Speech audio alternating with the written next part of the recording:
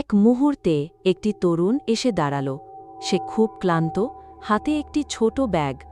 Train ঢুকতেই সে তাড়াহুড়ো করে উঠে বসল, কিন্তু ভেতরে ঢুকেই তার বুক কেঁপে উঠল।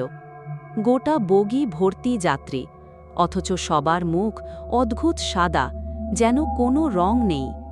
কেউ কথা বলছে না, শুধু শূন্য চোখে তাকিয়ে আছে। তরুণ ভেবেছিল হয়তো সে কল্পনা করছে, কিন্তু কিছুক্ষণ পর সে বুঝতে পারল চারপাশে বসে থাকা যাত্রীদের পা নেই, সবাই আসলে বাতাসে ভেসে আছে। ভয়ে কাঁপতে কাঁপতে সে নামতে চাইল, কিন্তু দরজা বন্ধ হয়ে গেল। ট্রেন ছুটে চলল অন্ধকারের ভেতর দিয়ে। বাইরে কোনো স্টেশন দেখা যায় না, শুধু অজানা টানেল আর ঘন কালো ছায়া।